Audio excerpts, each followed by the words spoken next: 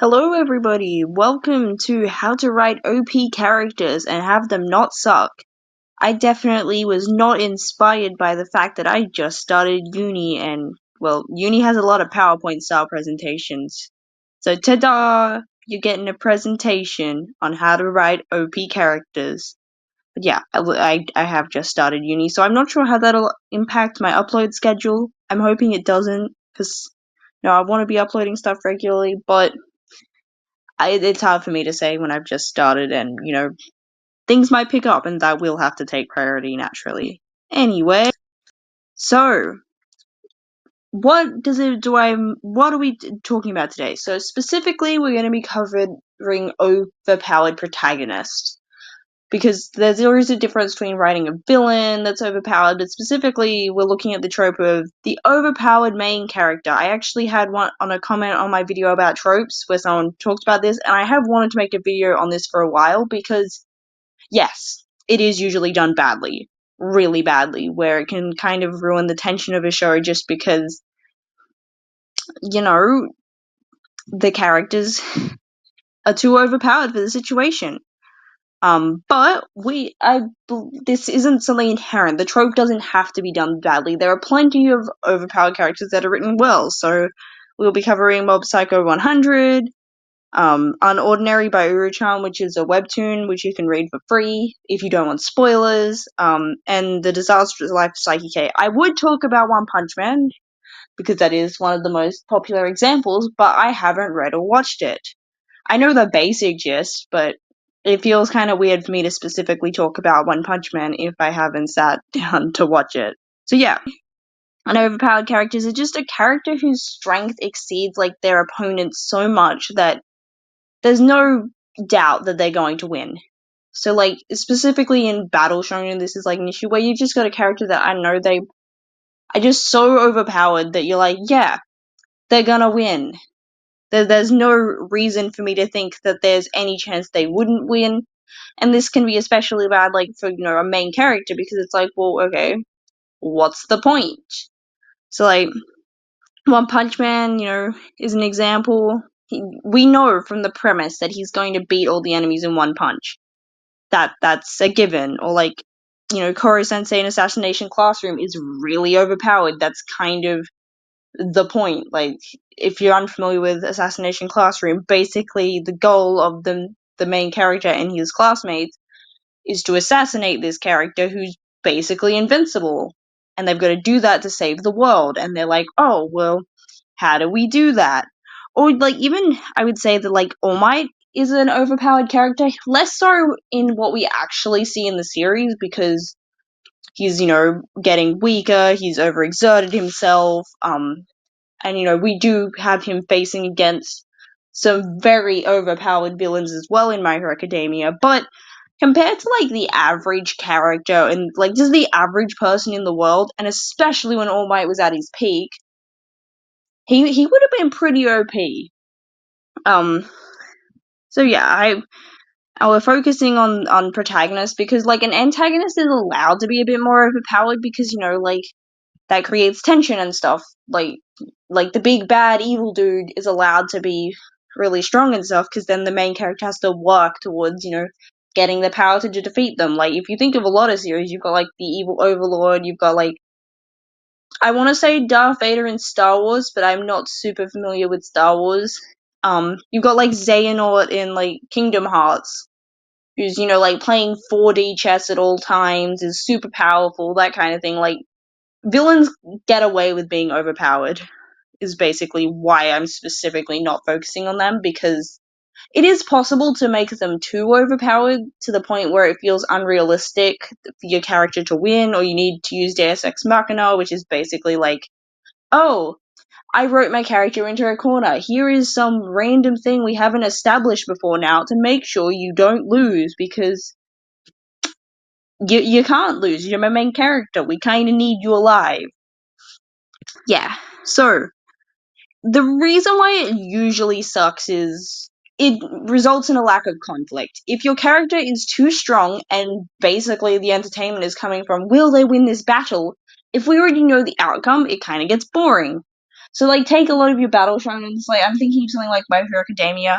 Yeah, it's on my shelf right next to me, so that's why I keep going to that. But it's also one I know a lot of people are familiar with. A lot of the conflict comes from, will Deku win X battle? You can't write a story like that if your character is so over-leveled, so overpowered that, yeah, we're not questioning it. Even though, yes, we know chances are Deku will win, it's still that, like, how will he win? You know, what will he do to overcome the obstacle? You know, will he do something smart? You know, will he have to think clever? Will he need help? Will he win at a cost? Sort of thing. Like, that is actually something that sports and non-battle focused things can actually be better at, is the tension of will they, won't they win, because they don't have to win as much as they might have to in something where it's life or death. Like, a lot of battle shonen, it's like the bad guy's going to end them if they lose. So they kind of can't lose, which can kind of, I guess, reduce that sense of, yeah, you know they're going to win. There's less tension in that, but still, it's like cool to watch them overcome and things. But if the character's just too overpowered, like, there's no sense of it doesn't really feel like much of a victory. It's kind of like how, I don't know, if you're playing a sport against, like, a little kid, or, like, I don't know, if you beat, like, a kindergartner in a spelling test, chances are you're not going to feel particularly like that was a great victory or anything, because, yeah, if a grown adult probably will beat most kindergarten kids at a spelling test. I don't know why that's my example, but, like, you know what I mean. It's kind of like, you know, in video games where, like, you're just really over leveled and you just one shot all the enemies. That's fun if you're playing as the character, but it's not as exciting to watch. And yeah, the issue is just you're ruining your tension because your characters, no one's doubting if they'll. So how do we make sure that we don't suck? What? No, If why we're did it skip we us? still want to write an overpowered protagonist because let's face Okay. it, it And is so how do we fun make to it watch characters just not suck? be really good at combat. Like, Are we it was quite recording? common there for a while, like, for characters to be pretty competent. I can think of an example of, like, Black I don't Cat, know which if it's was a recording or not. 2000s manga series in Shonen Jump, where, like, the character is, Sir, what? I wouldn't No, say why did it skip overpowered, but us? very competent. Like, it's cool to Okay. watch characters And so with how do we really make it powerful not powers suck? attack and fight and stuff. There's a reason Are we why people like recording? characters like Gojo. There's a reason why we want funky, cool powers and laser beams and stuff. I don't know if it's So recording or not. the way to make it not suck is, Sir, whether or what? not No, the why did it character skip wins us? the fight can't be the main source of conflict. Okay. That can't be the And so tension, how do we because make we it know what the result not is suck? there. That's Are a we given. recording? We know the character is automatically going to win the fight, so how do we make it interesting? I don't know if So it's there could be recording or things not. like they want to win the fight in a particular way. Maybe there's certain conditions. Sir, For example, what? No, Saitama why in did One it Punch skip Man. us? He doesn't just want to Okay. win. He wants And to so win in a how do way we that make is it satisfying. not He suck? wants to have a good fight. Are we recording? But, like, he's just overpowered. So what the tension of a battle isn't that, I don't know if it's whether or recording or not not. Saitama will win. It's whether or not Saitama will get the battle he really Sir, wants. what? No, why did it skip us? I guess we're gonna go into it more, but, like, in Mob Okay. Psycho, like, a lot of the And so time how do we make it he doesn't want not to fight suck? or doesn't want to have to resort to Are we using his recording? powers and things. Like, so you need to find some other way, some sort of conditions. I think it's I called don't know a if it's recording shallow or not. victory, is like a trope where basically your character wins the Sir, battle, but it what? doesn't No, why did it feel skip like a us? fulfilling victory. That is a Okay. good way to And ensure so how that do we make it's it still interesting. There not needs to suck? be more layers to Are we your recording? fight if your character's overpowered and just going to win. I mean, you don't have to put them in fight. You could I don't probably know if it's write recording an or not. overpowered character where they're just in a situation that they suck at. Like, maybe, I don't know, Sir, I what? can think of, No, like, why did maybe it if skip us? there'd be an isekai with something like reincarnated Okay. as a super And so how overpowered do we make it demon not suck? lord, but I just Are want we to do recording? accounting.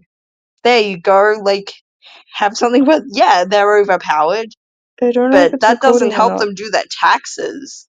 Like, yeah, I can Sir, destroy what? worlds, No, but, why did it like, skip us? I can't get the Okay. girl I want. And so Or just how do we something make like it that is in not suck? potential is just, Are we yeah, recording? they're overpowered, but not in the area they want to be.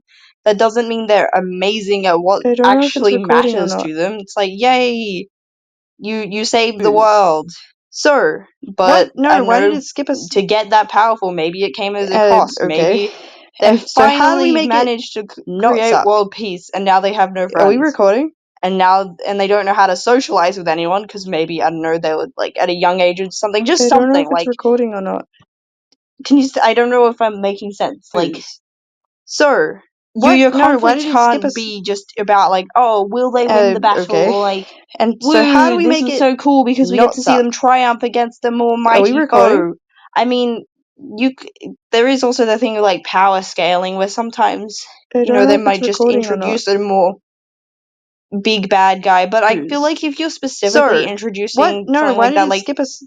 I don't know, it can feel cheap if Okay. you've so far And been so like, how do yeah, we this make is it just one of the not most suck? overpowered people in the Are we world. Like, recording? yeah, you have to be careful of like things like power scaling and stuff. I think I I don't know didn't if get it's very far recording or through not. Seven Deadly Sins, but I have heard that they did something like that where it started off fun, where they were What? just No, why did it overpowered, skip but then us? they later on, I guess, decided they didn't want Okay. to do that and just And so made how do up we make it more powerful not characters. suck? I didn't get very Are far we through. recording? If someone can confirm, I don't remember where I heard this, so I can't quote the sources and stuff. I don't know I if it's just recording or not. I didn't really vibe with the series. Um, it Sir, wasn't even that I got to the what? point where No, the why did it animation skip us? dropped. I just wasn't into it. Okay. But And anyway, so let's how do move we on make to it our case studies, not suck? our examples. What? We have Sir, Mob Psycho what? No, 100 by sir, one, which what? No, yeah, sir, I what? No, mean there was a sir, spoiler warning what? on the No, screen, but yeah, spoiler sir, warnings for these what? No, things. It's sir, not that I'm going what? to be No, intentionally sir, going over what? like No, sir, endings or what? No, major plot points and stuff, sir, but what? No, naturally, if you want to go into sir, these things what? No, blind or sir, not have what? No, anything spoiled, then go and watch them. sir, Also, just Mob what? No, Psycho 100. sir, what? If you No, haven't seen it or read sir, it, just what? No, please, for sir, your sake, what? No, go, sir, go. what? No, Actually, quit this sir, video. I don't care what? about my No, engagement. You deserve sir, to go see what? Mob No, Psycho 100. I sir, recommend what? watching No, it over reading it. I sir, have done both. what? No, But just the sir, animation what? is No, gorgeous. The openings sir, are cool. what? No, Seriously, if you haven't sir, seen it what? and No, you're still watching, what sir, are you what? doing? No, Mob Psycho sir, 100 is what? better No, than this video. I sir, don't care if you're what? trying No, to. Okay, maybe if you're sir, trying to be what? nice No, and sir, engagement or whatever. what? I No, don't know how YouTube works, sir, but what? No, if you're gonna do it sir, afterwards, but what? please, No, please, sir, I'm begging what? of No, you. I need the world sir, to what? understand and No, appreciate sir, Mob Psycho what? No, 100. So, our overpowered character in Mob Psycho 100, I guess the one we're gonna focus on, because technically there's more, but is Shigeo Mob Kageyama, which is our main character. All of these are main characters that I picked because that's what we're focusing on. So, why does Mob work? Why is Mob able to be? I think he's the most overpowered. There's only one or a couple of characters I think of that could maybe compete. Like there's one character that he's, even if he's not technically the absolute strongest, he's still extremely powerful. Most people do not stand a chance against him. But Mob's not a fighting dude. Like most of the conflicts he ends up in, he doesn't want to be there. He's not going out of his way to cause fights. He just wants to live a normal life. He's got a crush, He also just doesn't view his powers as something particularly special. He was just born with them, he didn't earn them. It doesn't automatically mean he's good at everything. Like, yeah, he can bend spoons, but that doesn't help him with his math homework. That doesn't help him socialize and get the girl he likes. And he just doesn't view it as that big of a deal, and everyone else basically gets by without psychic powers, so he's like, okay, I'm gonna do that too. I'm not going to just rely on these just because I have them. They don't automatically make me better than anyone else. Like, he's a lot more mature than half the other characters. Half the other characters let it go to their heads, and like, I'm amazing. I'm better than everyone else because I was just happened to be born with psychic powers. I there's no sort of explanation, I don't think, provided in the series as to why some people have them over others. There may be a genetic component because Mob's brother has powers, but overall it seems to be pretty random. Like, you do not earn these powers. And we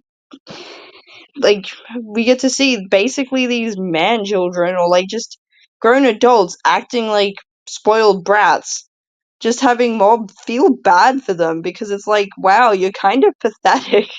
Like, honestly, it is hilarious watching just this like wholesome child be like, oh, I kind of feel bad for you because like, yeah, you have these psychic powers, but you've let that get to your head and you haven't matured as a human being. And also, I can't not mention Reagan. Reagan is a great is a great addition to for writing an overpowered character. So basically, you have the timid, overpowered character that doesn't brag about it, is very shy, not particularly confident, and then you have a complete con man who everyone thinks is amazing and super powerful who has nothing. And it's great. I feel like that is something that also helps is just the dynamic between Mob being a child who is very powerful with Reagan who technically has no psychic powers but is still able to achieve a lot through charisma and other skills. I feel like it shows that just because he's overpowered in one area, like, you need to be a holistic, well-rounded individual. Like, was challenging this idea that just because, you're super cool in one capacity doesn't mean you're automatically just self-actualized or just good at everything. Like, I don't know, you can be super good at running, but that doesn't mean you are good at other things. Like, I feel like it's just it works. Like, and we can see that one is very good at writing overpowered characters because he also wrote Saitama for One Punch Man. And the two characters, from what I can tell, feel quite different. One's a teenager, like one's an adult. Different demographics, and also just tackling different issues because the what a teenager who is naturally born with certain powers feels is going to be different to a guy who, because like I think Saitama wasn't born with powers, he like worked for them, like he did workouts and just got that strong, so that's also a difference. So I feel like that would play into how characters work. But yeah, I feel like that Mob Psycho 100 is a good example of it because you get to see other characters. They think that they're the super powerful character, and then this kid comes along and shows them up. But also another fight that is a really good example is his fight against Snap. I think it's Terror, the guy with the haircut. You- the guy with the hair, the blonde dude. I'm pretty sure it's Teru, but I could be wrong. Like, so basically, Teru finds out the mob exists. It's been a while since I've seen it, so I hope I'm accurate. I really should have probably refreshed my memory, but shh. And he's like, fine, you've got powers. I challenge you. He's always thought of himself as better than everyone because he thought he was just the only one with powers, so that made him special. And Mob just refuses to fight. He's like, no, I'm not gonna fight you. That's stupid. And that really annoys Teru. Teru just needs for his own self-esteem to prove that he is better than Mob. And like basically he just keeps pushing him and pushing him. And Shigeo's just on the defensive. Like he's avoiding, getting himself hurt, but he's not retaliating. But if you've seen the show, you know that his powers are attached to his emotions, so like he is slowly ticking. Like, yes, he appears like he's unfazed and stuff, but deep underneath, no, these things build up. And as you see in like the middle image, basically, if he gets too high emotionally and stuff, he just snaps. And you don't want to be around Mob when he snaps. Mob doesn't want to be around Mob when he snaps because he just doesn't stop himself from doing, and he goes all out. He completely destroys Teru, but it doesn't. It's a shallow victory. It doesn't feel good. He doesn't feel like he had this triumphant winning because he didn't. He lost what he was standing for. Both characters lost. Like he might have won the battle, but he didn't want to win like that. He wanted to negotiate. He didn't want to have to resort to violence. He didn't want to get pushed that far, but he did. So even though he won the battle, I guess he lost the war, is the saying. So that's a good way to, I guess, bring it back. Like, having fights where, they just don't want to fight. Maybe getting pushed to that point can be a way to create that tension and stuff. Like, yes, we know that they can win, but at what cost is it going to take?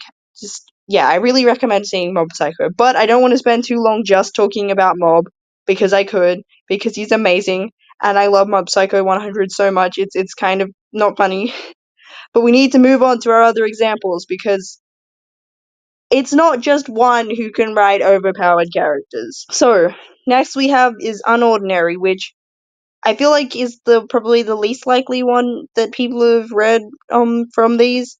It's on Webtoon, you can read it for free. I'm not gonna spoil too far ahead, because I think I'm not up to date. I think I'm like somewhere through season 3, but like I've reread the first season and stuff a lot. So I don't think I'll spoil too much beyond that, but still, if you don't want spoilers, which I really recommend going into this blind, please stop now and read it. But if you don't, that's fine. Just I wanted to make sure that you had plenty of warning for this one because I know that it's less popular. And yeah, it doesn't have an anime yet. I really hope it gets on. Please. I know webcomics and webtoons are getting anime. I want an unordinary anime so badly. So, John Doe is the protagonist of Unordinary. I'll give a quick, I guess, overview of what Unordinary is about. Basically, it's a world where everyone has superpowers, kind of like My Hero Academia, but without like, well, okay, not everyone has superpowers, but like most people do. Um, they all have like abilities and stuff, and they'd like have different rankings. So basically, the more powerful you are, as in your superpowers, determines your social status. And in this high school, I want to say it's kind of like a Queen Bee system, but it's basically like you've got your king, your queen, your jack, are like your top 3 students. So you've got the best, like the strongest boy, strongest girl, and then Jack can be either gender. I'm pretty sure. Um, there's also this school has an ace, but that's not a standard thing. But basically, like you have ranking, and you have your top people and stuff. John is at the bottom because he is. Okay, I don't know which term to use because when I read it, and I'm pretty sure still on Webtoon, they refer to them as cripples, which I know is not a particularly it's not a term we use a lot today. In if you get the print version, which I have the first volume, they actually call them zeros. I actually, as much as this might be controversial and stuff, I do prefer cripple because that really hit home for me.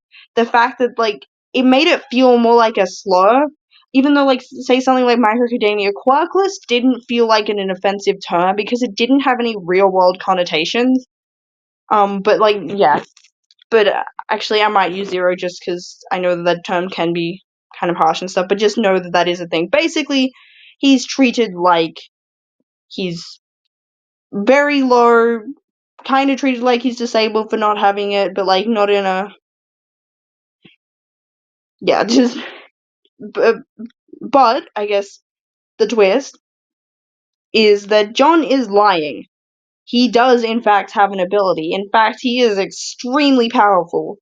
He was the king at his previous school essentially, and he was a late bloomer, so most people in this world, from what we can tell, they get their powers and they kind of stay in certain ranks. Like they get more powerful as they get older, but like if you kind of most people are powerful from a young age and like stay powerful and stuff, whereas John was pretty weak and then got powerful later, so he had a lot of anger towards everyone because he had been treated so badly. He had no mercy for people. And yeah, basically he ended up completely beating everyone up at his school and getting himself expelled for it because although violence is fairly normalized, it's still technically kind of not allowed. The society seems pretty violent, but there are still limitations and stuff. And like, you can't just beat up like the entire student body and get away with it. So essentially, what he does is he thinks he's also put through like rehabilitation, and he thinks that his powers are bad. So he goes to this new school posing as if he has nothing, like at the very bottom, because he is trying to reject and distance himself from the power. He views the power as bad, that he corrupted him, that he doesn't deserve it. But well, he's not. I wouldn't say he's enjoying life like that because he's getting hurt regularly because in this sort of hierarchy system, the people at the top bully the people below them, they bully who they can, and being at the very bottom, he cops it from everyone.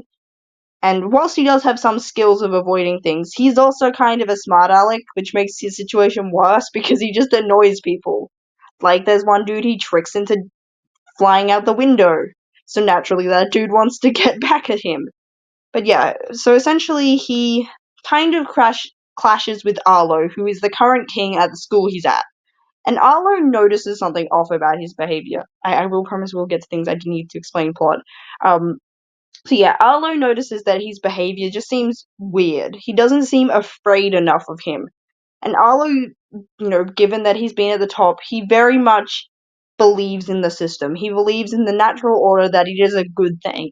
And he's like, this dude is not acting the way he should, given where his station is, and he's very suspicious of that. So he kind of goes investigating. He gets like his friend Ison, who's basically, I guess, the snoop and stuff, and they find out information about him. And well, Ison kind of doesn't want to tell Arlo because he's afraid. He's like, "Oh, this guy is bad news. Please, Arlo, stop investigating. You will get hurt." And naturally, Arlo doesn't believe him because Arlo's like, "Dude, I am super powerful. Like, no, I'm not gonna get hurt investigating this." But essentially, the season 1 finale is Arlo pushes him to a point where John snaps and hurts people.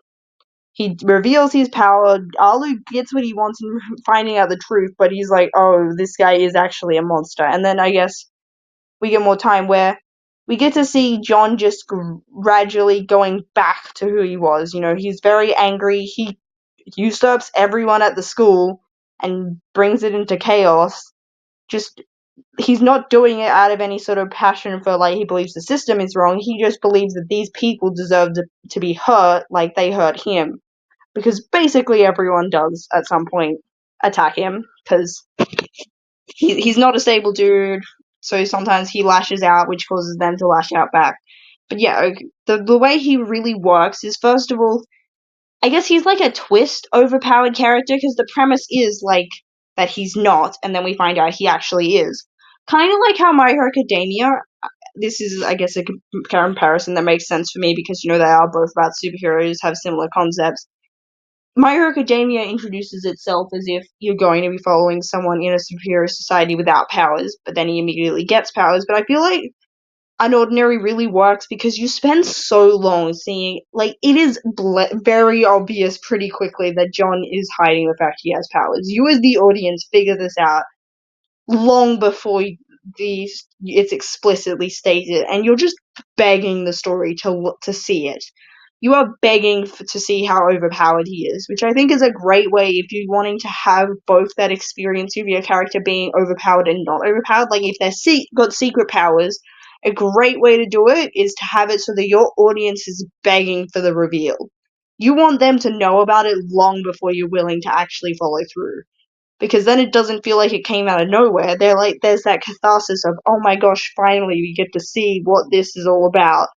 And then also a way it works is, as we get to see more of it, we've gotten attached to more of the other cast and characters, and especially as John gets darker, I feel like the perspective switches a lot more to the other characters. And like, he's fighting them, but he doesn't stop when he's won. He doesn't stop when they're just like, okay, I give up. He stops when they're close to dying. He is really brutal, so it stops feeling like glorious victory, because he's just going so far. He's so brutal and violent that you don't feel like good for him winning. One, these are characters that you care about. Two, you know that this is bad for him, so if you care about John, you're like, no, John, please, you don't have to do this. I want to see you happy.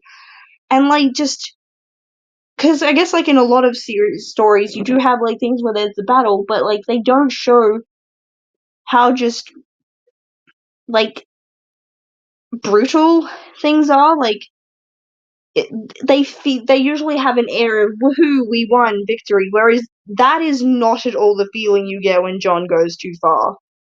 Like, he has won 10 minutes before he finishes. And I think that is also a great way to, like, show, like, have the characters have a very complex relationship to their power.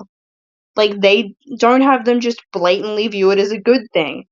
In fact, maybe have them actively hate it, actively not want to have these powers, have them not be able to control it, not be able to, either that they can't hold themselves back for it to not go too far and hurt people, or just the powers, I don't know, could be that powerful that there just is no way to do it in a more laid back, chilled way. Like, have it so that it's kind of like having a double edged sword. It's like, yes, you can achieve victory, but it's not something that, and it comes easy, but it also just, it doesn't have any sense of catharsis to it. I really like John. I really like Unordinary. Just, and like, it definitely follows his emotional journey, and I like how the story has just different relationships to whether or not abilities are a good thing, you know, just having that sort of dynamic of like how we feel about powers, how he feels about his, and just different characters, because other characters have changing relationships. For example, like the, I guess, female lead loses her powers, so like she goes from, being, well, actually she's the strongest, not Arlo, but there's more to it than that. But like, yeah, basically she goes from being the strongest person around all her life to having nothing, and everyone wants revenge on her because, they've been jealous, or like she's done something to them in the past and they finally have a shot. There's also that sense of, woo, I'm beating this super strong person even though they're not anymore. Like, I just feel like it does a really good job of exploring how, like, the powers aren't just something they have, they're part and interwoven with the character. Rather, like, yeah, I feel like they just have a bit more connection. Kind of like Todoroki from My Hero Academia, how his story relates to how he feels about his powers. At first he's like, I'm not going to use my fire powers because fire power came from dad. I have daddy issues, so, like, I'm not going to use that. And then Deku's like, no, you can use it. And he's like, yay. Like, I guess, like, it's kind of like that, but on a bigger scale and with more characters. And I just think it's really cool and a good way to write overpowered characters. Next, we have Disastrous Life of Psyche K, which is an anime I have watched a lot. This is my go-to anime if I just want to whack something on. It is great. I can't recommend reading the manga because it's not in English, which makes me really sad. Because I want to read it, because there are moments where in the anime it's like, hey, if you want to know more about this, refer to the manga, and it's like, I can't. It's in Japanese. Yes, I could look up for, like, fan translations, but I also just want an official translation. Please, Viz Media, give me Psyche K. So yes, if you didn't guess, we're talking about Saiki Kusuo, who has, I guess, like, is pretty similar, conceptually to Mob.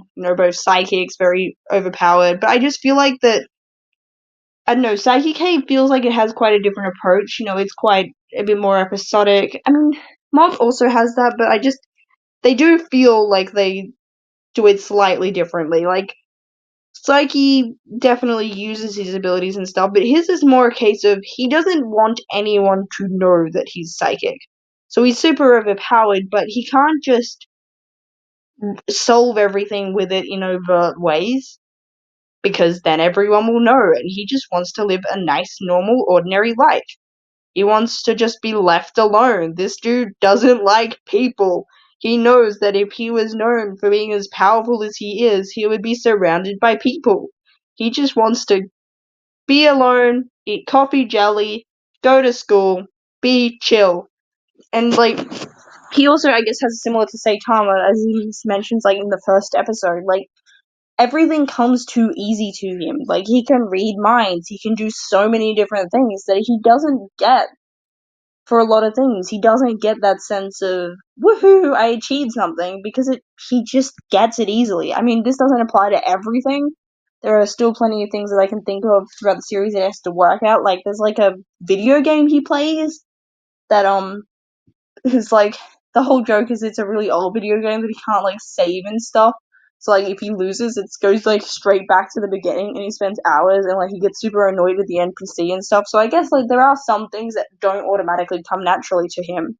Again, like, it's quite episodic, so, like, the scenarios, the powers and stuff do change episode to episode. But, like, Psyche, I guess, it's not that he's against using his powers, and there's also just less fights. he doesn't really duke it out and stuff. It's more like, okay, this is this like different scenarios and using powers to resolve them. Kind of more like puzzles is probably the closer comparison. Like, I don't know, like, oh, there's so many episodes, my brain can't think of any of them. Like a situation where it's like, I don't want to talk to X person, so how can I avoid it? Or like the reason why everyone has colored hair is because he was born with pink hair. He didn't want to stand out for that, so he changed people's DNA so having fancy anime colored hair was more normal. Because hair dye is expensive. Like things like that, where it's like just a wacky scenario and shenanigans. Basically, Psyche K is using powers for shenanigans. And just things like having characters like, yeah, he's overpowered and he can read minds, but there's a character called Nendo who just is stupid and isn't thinking. So he's really unpredictable, and Psyche doesn't know what to do about him because Nendo doesn't have thoughts to be read. He says things as he thinks them and just doesn't talk half the time. Like, he's just not thinking upstairs. So, like, he's really unpredictable. Psyche can't figure out he can't foretell where he's gonna be and stuff based on his thoughts because there's nothing to be read. Or you've got, I can't think of her name. The main girl basically is super lucky and, like, she is into Psyche. Psyche wants nothing to do with her. But, like, she manages to just get the world to bend to her whim. And he's like, I just want to be left alone. I don't want to go on a school excursion with her. But, like, she's able to manipulate things and just, like, I guess, Psyche, because, like, I guess a comedy has a lot more room for just OP stuff to work because, you know, you're less likely for it to be taken seriously. Things get resolved quite quickly. Like sitcoms tend to have an episode resolved in one. A conflict is resolved in one episode. Whoops. But like, I guess that something like, I mean, Mob Psycho is also a comedy, but it doesn't have that same sort of episodic nature that most comedies do. I'm not super familiar with gag manga. That's not what I've read a lot of, but a lot of them tend to also be 4-koma things. Like you've got like My Hero Academia Smash, which basically just has a lot of things that are very self-contained. So that allows for just stuff to happen. He's allowed to have a power that he never uses again because, of course, he does. He's got all the powers. It's funny. That's the point of a comedy, to be funny. You're allowed to just pull stuff out of nowhere if it's entertaining. Whereas I guess if you want a more serious series, you can't serious series. Like if your story is just more grounded, more realistic, you don't have that same space to just go, yeah, I have this ability that specifically works for this situation that I'll never use again. Otherwise, if you do stuff like that, you'll get complaints like Lord of the Rings does.